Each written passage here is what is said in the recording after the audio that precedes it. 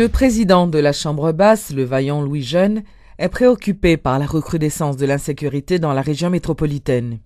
Il juge que les conflits récurrents entre les leaders des trois pouvoirs sont les causes principales de cette hausse de la criminalité. Selon le législateur, les bandits se sont vite engouffrés dans le vide créé par ces conflits.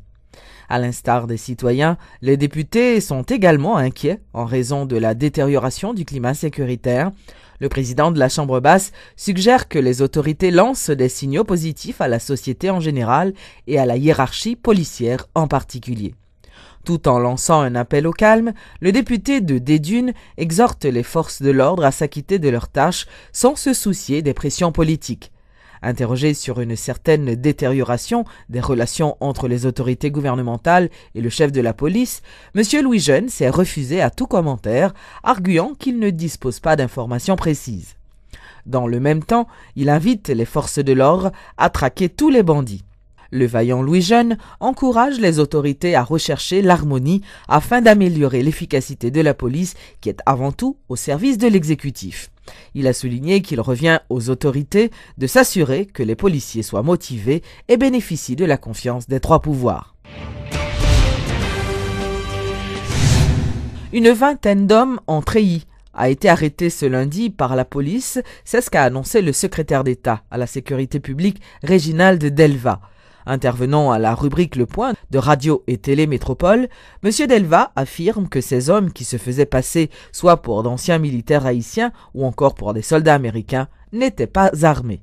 Il y a un drapeau américain comme patte d'épaule et c'est ça fait que nous sommes obligés de contacter les autorités américaines, d'autant plus que il y a des pièces que vous avez gagnées qui étaient fait parler de département d'État, gouvernement américain et déclarations justement et quand même été fait quoi que vous avez gagné quand même backup et gouvernement et américain, ce que l'autorité américaine a démenti et rapidement et par rapport avec présence autorité américaine qui était rapidement arrivé dans DCPJ côté que monsieur Saroteye et qui t'a évidemment montré démenti catégoriquement et que vous était au courant de présence monsieur Sayo et pièces d'ailleurs est tout à fait des pièces qui fausses et des pièces qu'on était capable de penser et vrai c'est presque de vrai faux tant qu'on nous capable de dire et tant qu'on dit dans d'autres cas mais et là il prend demander une investigation et en pile approfondie. On disait comme ça ou bien yo quand même ça qui était dans des CPJ hier soir était environ une vingtaine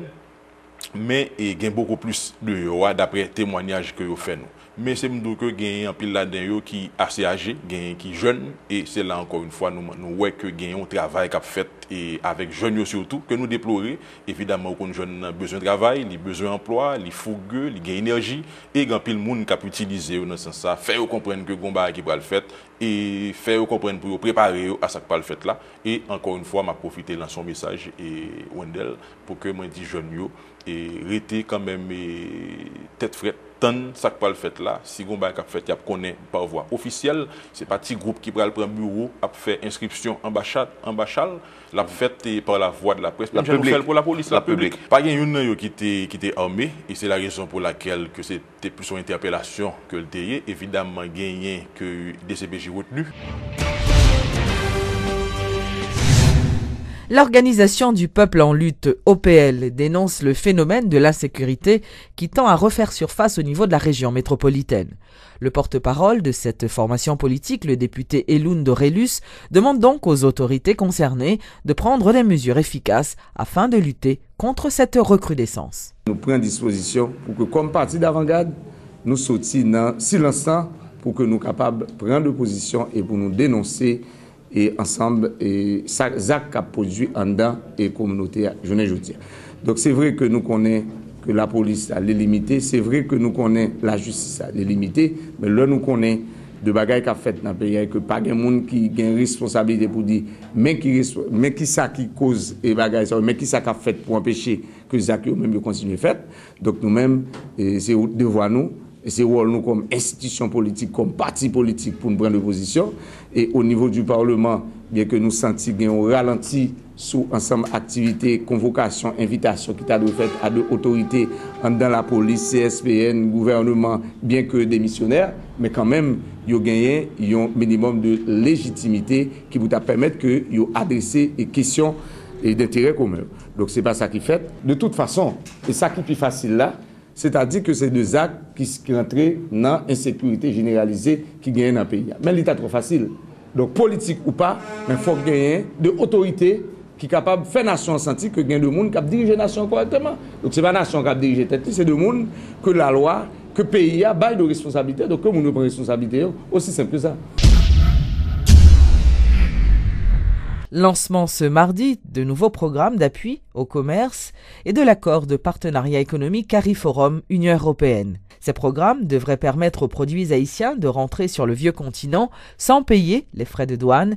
Un atelier de travail a été organisé ce mardi avec des membres du secteur privé des affaires à l'initiative du ministère du Commerce et de l'Industrie. Et lors de cette activité, l'Union européenne ainsi que le secteur privé haïtien ont examiné ensemble les avantages offerts par l'accord de partenariat économique aux entreprises haïtiennes ainsi que les nouveaux programmes qui leur permettront d'en bénéficier. Suivez les explications de Pierre-André Dunbar du ministère du Commerce. APE, communément appelé APE CARIFORUM Union européenne, c'est un accord de libre-échange signé entre le CARIFORUM en tant que groupe et l'Union entre les 27 pays de l'Union européenne. Donc, par le biais de cet accord, les pays membres du CARIFORUM peuvent exporter sur les marchés de l'Union européenne en exonération de droits de douane et sans quota. Et les fournisseurs de services des pays du CARIFORUM peuvent se produire dans les pays de l'Europe. Donc c'est pour vous dire qu'il y a des possibilités quand même, il y a des opportunités pour les entreprises de biens et de services haïtiennes d'exporter vers les marchés de l'Union européenne. C'est ta ratification. Ratification, vous savez que la ratification dépend du Parlement.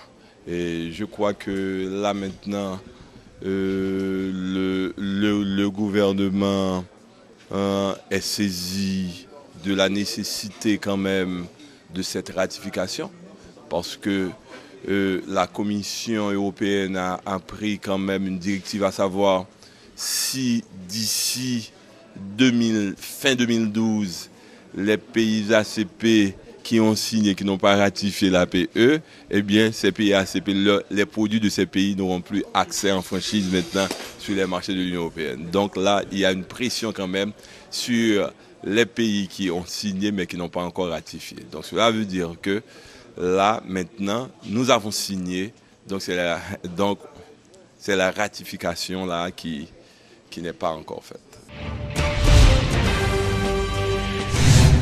Lancement ce mardi par le ministère de l'Éducation nationale, de concert avec l'UNICEF, d'un projet baptisé l'Alliance Eau, Assainissement et Hygiène en milieu scolaire. Cette alliance va permettre d'améliorer l'hygiène et l'assainissement dans les écoles.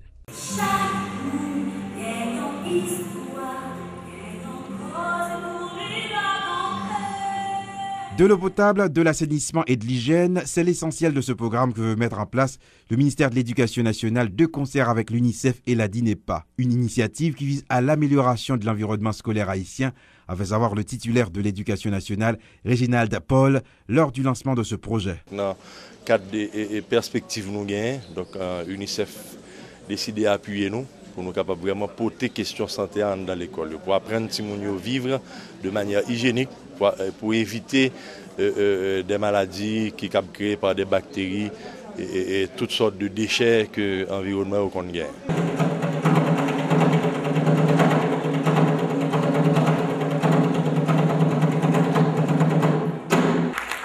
L'environnement malsain dans lequel fonctionnent les écoliers et élèves haïtiens a trop longtemps duré, fait remarquer la représentante de l'UNICEF en Haïti. Françoise Groulos indique qu'en 2012, cela doit changer. 40% seulement des écoles, sur les 22 000 écoles du pays, 40% seulement ont de l'eau, de l'hygiène et de l'assainissement dans les écoles. Dans le secteur public, c'est encore pire, on a à peu près 20%. Donc aujourd'hui, nous sommes en train de faire une étude qui va donner des résultats dans quelques semaines, une étude un peu plus approfondie. Alors ce sont des infrastructures qu'il faut faire, mais ce n'est pas très cher de mettre des infrastructures. C'est de responsabiliser tous les acteurs de la société, en particulier les directeurs d'école et tous ceux qui travaillent dans le domaine de l'éducation, pour qu'ils mettent accès à ces enfants, et aussi la promotion de l'hygiène. Après le lancement officiel de ce programme eau, assainissement et hygiène en milieu scolaire ce mardi 20 mars, le ministère de l'Éducation nationale va passer à une autre étape qui est celle de la concrétisation de ce projet sous peu.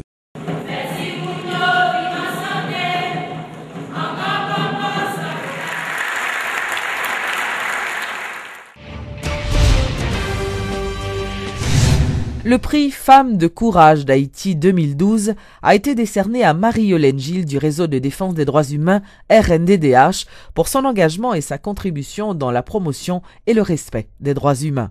Ce prix, qui est octroyé par le département d'État américain à travers son programme International Women of Courage, reconnaît donc à un niveau international les initiatives et les actions entreprises par des femmes de par le monde qui jouent un grand rôle dans le façonnement du cours de l'histoire de leur société, a fait savoir une note de presse de l'ambassade américaine. Au nom de l'ambassadeur Merton, qui est actuellement à Washington, qui est absent du pays, et au nom de toute l'équipe du gouvernement américain en Haïti, je suis honoré de remettre le prix Femmes de courage d'Haïti à Marie-Yolène Gilles. C'est à l'ambassade américaine que s'est déroulée ce mardi 20 mars la cérémonie de remise du prix Femmes de courage d'Haïti 2012, décernée à la militante pour les droits humains Marie-Yolène Gilles. Octroyée par le département d'État américain, cette distinction a été attribuée cette année à la responsable du programme du RNDDH pour sa contribution et son engagement dans la promotion et le respect des droits de l'homme. Dans son allocution de circonstance, la récipiendaire, tout émue, nous livre ses sentiments. Je suis heureuse d'avoir été choisie cette année parmi la multitude de femmes haïtiennes courageuses pour être honorées par les États-Unis d'Amérique, Femmes Courage Haïti 2012. Lorsque j'ai été informée, j'ai pris le temps de jeter un coup d'œil rétrospectif pour faire mon bilan. Sans fausse modestie, j'ose avancer que j'ai eu autant de déboires que de satisfaction. Cependant, lorsque je regarde le chemin qu'il me reste à parcourir, je me dis qu'il me faut encore retrousser les manches et travailler d'arrache-pied pour que s'établisse enfin en Haïti cet état de droit cher à nous Haïtiens et Haïtiennes et aux pays amis d'Haïti, particulièrement les États-Unis d'Amérique. Vu sous cet angle, Marie-Yolène Gilles indique que ce prix l'encourage à continuer à défendre les droits humains au moment où la situation se complique pour les femmes haïtiennes. J'ai aussi une pensée spéciale pour toutes les femmes haïtiennes qui chaque jour sont victimes des pires formes de violation de droits humains, particulièrement les femmes en détention préventive prolongée, les femmes abandonnées par leurs conjoints alors qu'elles doivent prendre le soin de leur progéniture, les femmes qui se battent incessamment pour leur survie. Et au terme de son intervention, la responsable du programme du Réseau national de défense des droits humains a dit souhaiter pouvoir dresser un bilan plus réjouissant de sa mission en tant que militante des droits de l'homme en Haïti dans une dizaine d'années.